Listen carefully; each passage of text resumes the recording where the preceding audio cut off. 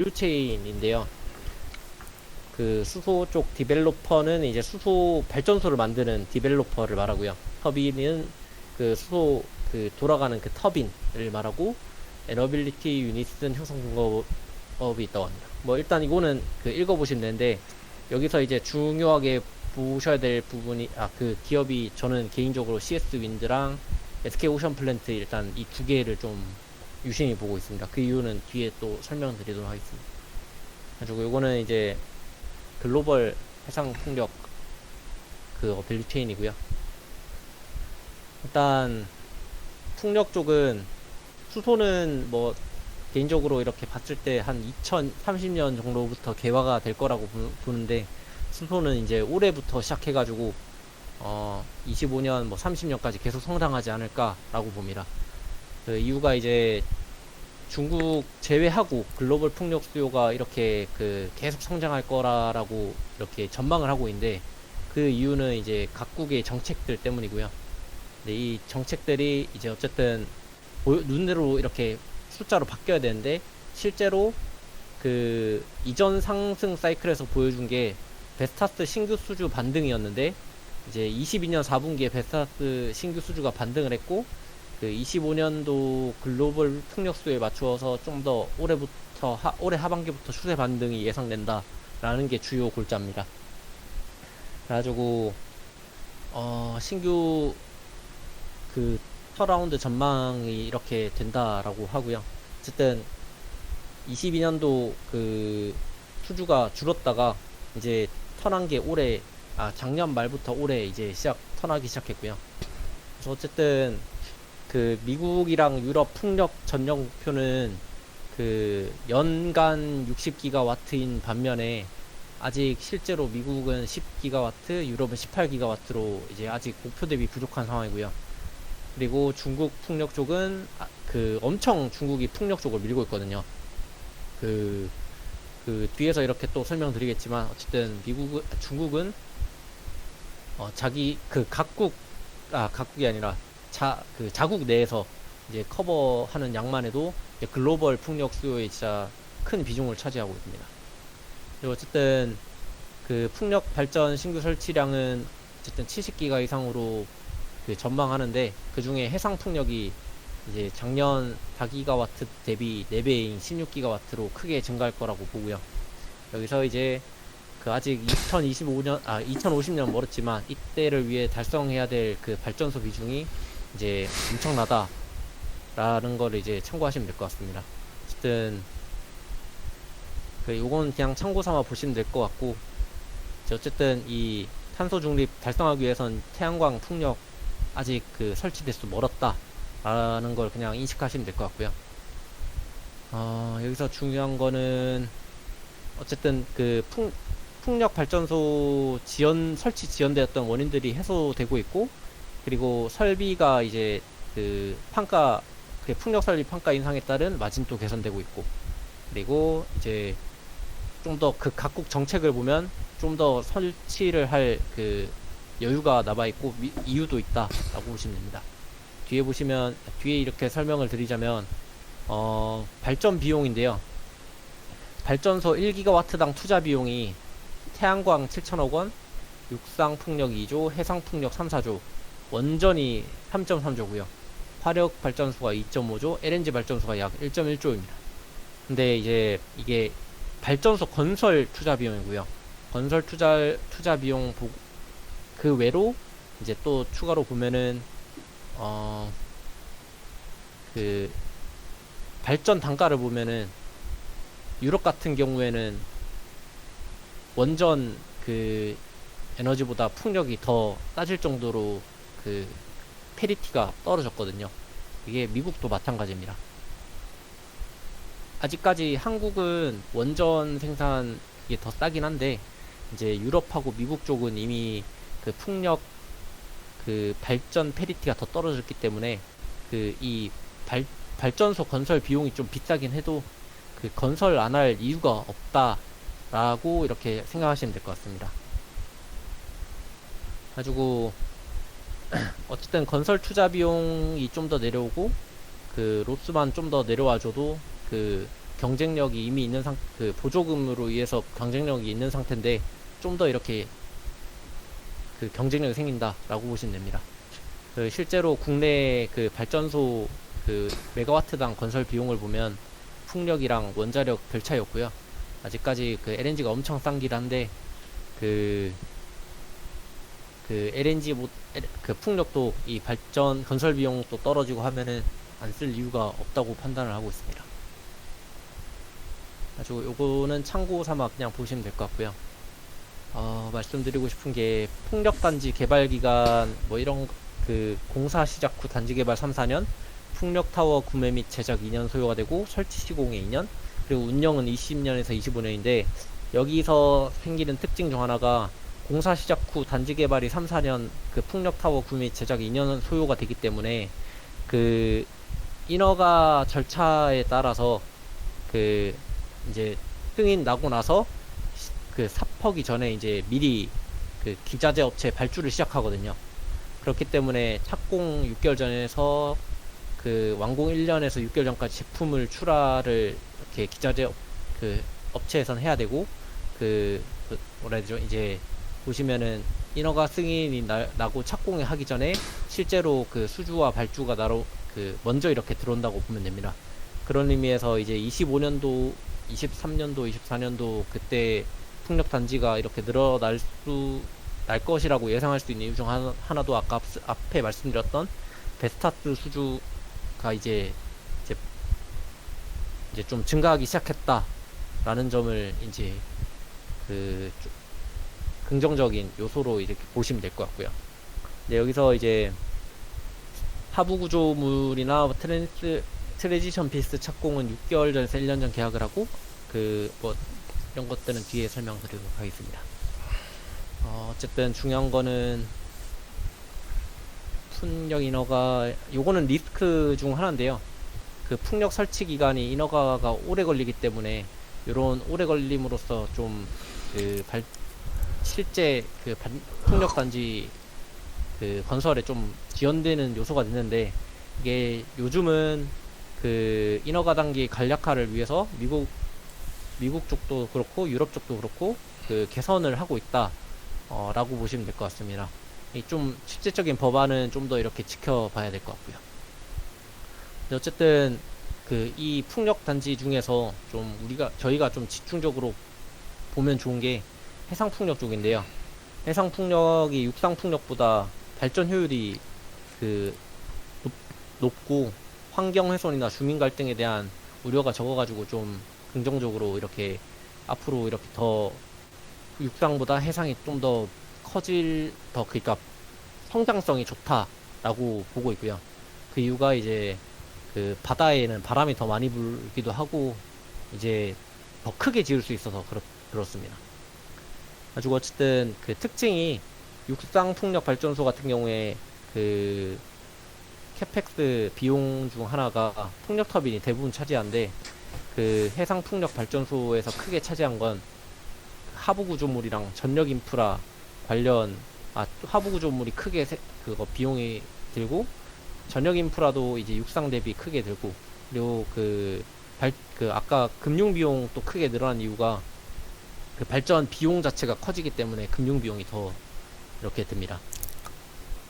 가지고 그 해상 풍력에 대한 특징을 일단 좀 말씀드리자면요. 해상 풍력 부채 비율이 뭐 높은 이유는 앞에 말씀드렸고, 그 투자 비용 중 하부 구조물이랑 케이블 등의 부대 시설인데, 그 크게 지으면 지을수록 이거 관련 비용이 크게 감소합니다.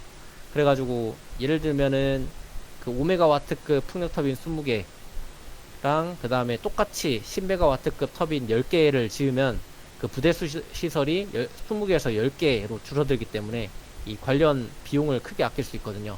그렇기 때문에 그 해상 풍력이 좀 더 그 터빈이 좀 더 커지면 이 관련 비용도 이렇게 그 발전 량에 비한 투자 비용이 줄어들기 때문에 그 크게 건설 비용이 줄일 수 있게 되고 그 크게 줄일 수 있게 되면 해상 풍력 쪽도 그 좀 더 업사이드가 커질 요인이 된다라고 생각하시면 됩니다. 실제로 20년도에 그 해상 풍력 킬로와트당 가격 건설 가지고 와트급이 커지면 풍력 그 크기가 커지는 거고, 요거는 이제 바다에 설치하기 용이하다라고 보시면 됩니다. 가지고 이게 해상 풍력 발전소, 그래서 글로벌로 얼마나 클 건지 이렇게 보면은 22년에서 24년 연간 6기가와트에서 연간 15기가와트까지 이제 연간 이렇게 짓는 수요고요.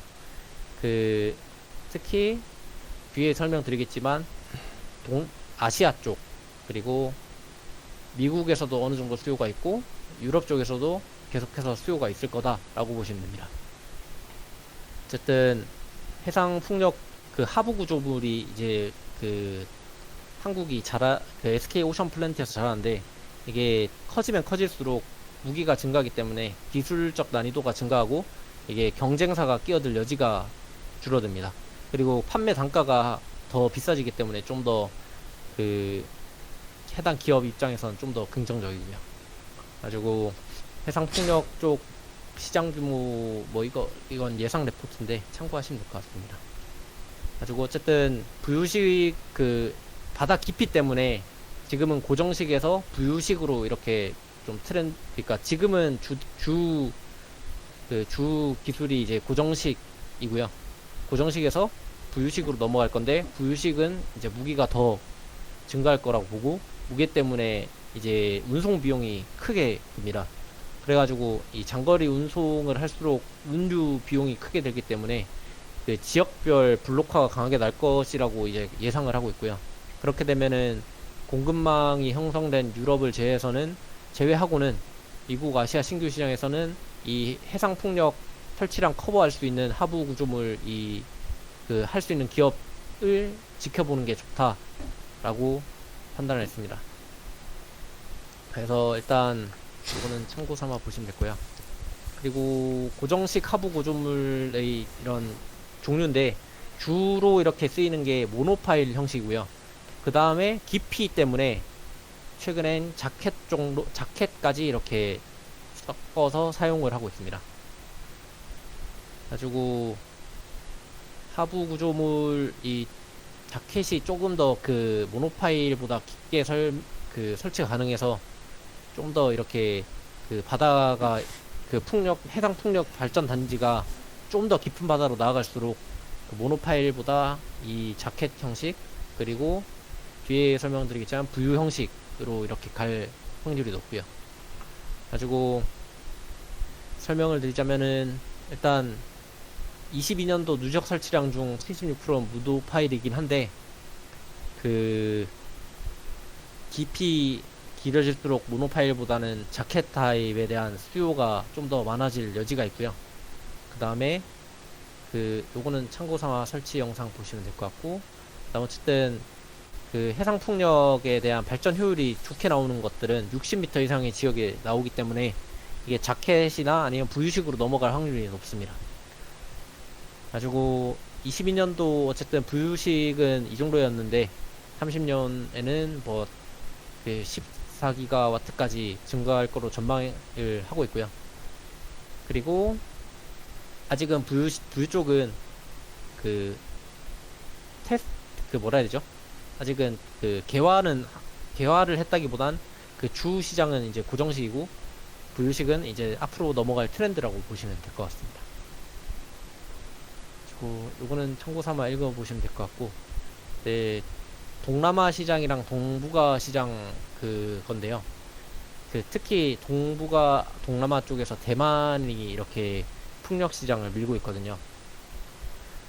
대만 같은 경우에 25년까지 누적 용량 5.6기가와트 달성하고 35년까지 10년간 15기가까지 추가 개발 계획이라고 하는데, 실제로 발전 단지를 계속 늘려나가고 있고, 대만 프로젝트를 보면은 코로나 때문에 지연됐다가 이제 발전 단지 이렇게 설치를 이제 시작하고 있는 모습입니다. 가지고 대만 같은 경우에 SK 오션 플랜트에 이제 수주를 한 게 최근에 22년도 초에 자켓 형식에 대한 거를 이제 52기 정도 이렇게 발주를 냈고요. 그래가지고 대만 쪽 풍력 단지도 성장성이 있다라고 보시면 될 것 같습니다. 미국 쪽도 이제 기존에 이제 그 풍력 단지가 육상 쪽으로 이렇게 집중돼 있었는데, 이제 육상 쪽은 이제 전기수가 실제로 많은 그 도시권에서 멀다 보니까 미국에서 이제 실제로 이게 동부 해안 쪽에 이렇게 풍력 단지를 그 계획하고 있고요. 그리고 그 일환 중 하나로 어쨌든 IRA 법안 개정을 통해 가지고 세액 공제나 뭐 이런 거 해주는데, 실제 세액 공제 해주는 금액이 이렇게 됩니다. 요거는 뭐 읽어보시면 될 것 같습니다. 그다음에 유럽 쪽도, 유럽 시장은 이미 그 풍력 시장 쪽은 유럽이 제일 먼저 개화됐기 때문에 그 좀 한국 기업이 좀 파고들 틈이 적어서 그냥 조사를 그냥 깊게 하진 않았고요. 그리고 한국 같은 경우에 이제 아직까지는 그 풍력 쪽이 미비했는데, 그 한국에서 밀고 있는 해상 풍력 단지가 꽤 되거든요. 그 신안 쪽도 그렇고, 그 서해안이랑 울산 쪽이랑 이런 식으로 해가지고 그 해상 풍력 쪽을 계속 개발 중에 있습니다. 그래가지고 인허가 대기 상태인 게 대부분이긴 한데, 이제 인허가가 이제 끝나고 실제로 발전 들어가면 한국 쪽도 해상 풍력은 꽤 성장성이 크다라고 보시면 될 것 같습니다. 디테일한 거는 한번 읽어보시면 될 것 같고요. 가지고 어쨌든 이 중요한 거는 해상 풍력 쪽을 위주로 해가지고 꽤 성장성이 있다라고 판단하시면 될 것 같고, 중국도 중국 쪽은 이제 중국 쪽은 근데 자국에 대한 자국 시장에서 이렇게 거의 해결하고 있기 때문에 참고 삼아 읽어보시면 될 것 같습니다. 어쨌든 뭐 리스크는 해상 풍력 설치선의 부족이라고 봤는데, 이게 이제 실제로 그 계속 이 설치선 발주가 나오고 있는 모습입니다. 그리고 이게 발주 뭐 실제로 나오고 나면 크게 뭐 리스크는 아니라고 판단되고요. 어쨌든 그 탑픽을 SK 오션 플랜트 쪽을 뽑았는데, 이유가 동남아 동부가 해상 풍력, 그 특히 대만, 한국, 일본 쪽 그 성장, 그 해상 풍력 쪽 성장이 기대가 되고요. 그리고 하부 구조물 특성상 커지고 무거워지면은 거점 생산 기지가 있는 기업에 유리한데, 그 오션 플랜트가 그 경남 쪽에 이제 그 한강 M&T가 이제 최근 2월에 SK 인수되면서 사명을 바꾼 거거든요. 그래서 경남 쪽에 이미 어차피 부지도 탄탄히 있는 데다가 최근에 21년도 증설을 시작해가지고 26년 증설 완료가 되는데, 그때 되면 생산 능력이 이제 3조 가량, 그러니까 지금이 하부 구조물 생산 능력이 50기 정도 연간되는데, 그 증설 완료가 되면 90기 정도까지 늘어난다고 합니다.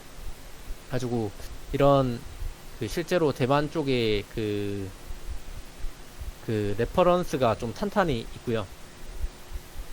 가지고 이 부유식이랑 뭐 이런 것도 그 계속 해서 그 노력을 하고 있고, 실제로 대만의 하이롱 해상풍력 단지 쪽에 자켓 공급이 52기인데 이게 6천억 정도 되고 대당 한 115억 정도인데, 이게 그 아직 대만에서 나와야 될 해상풍력 단지가 좀 더 많이 있거든요. 그래가지고 이쪽도 계속해서 그 수주를 따낼 수 있지 않을까 싶습니다.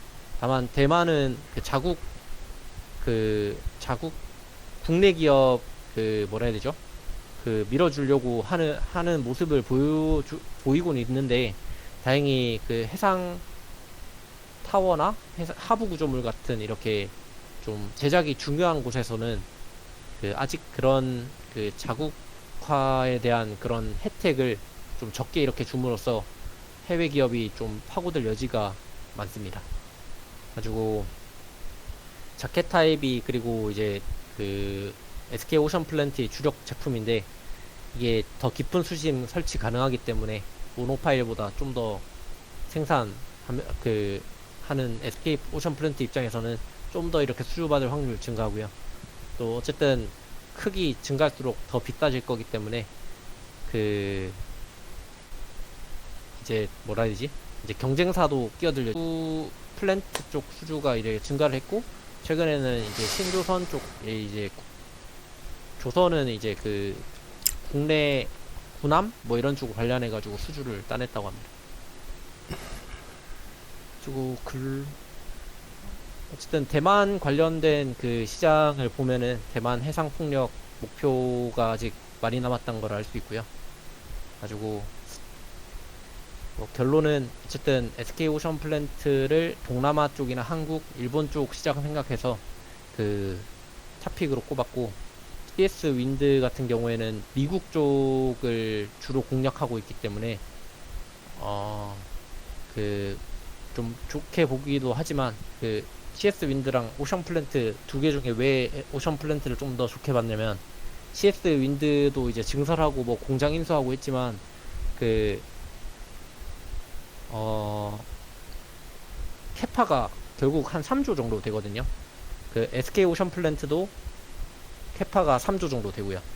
근데 시총이 CS 윈드는 이미 한 3조 가까이 되고 오션 플랜트는 1조 약간 넘기 때문에 좀 더 성장성 있는 그 오션 플랜트가 좀 더 낫지 않을까 싶어서 봤습니다. 아, 오션 플랜트가 그리고 매출액도 아직 5천억에서 올해 8천억 나온다 하고 CS 윈드는 이미 1조 5천억 가까이 나오고 있는 상황이거든요. 그래서 오션 플랜트가 좀 더 성장성 있다고 판단을 했고요.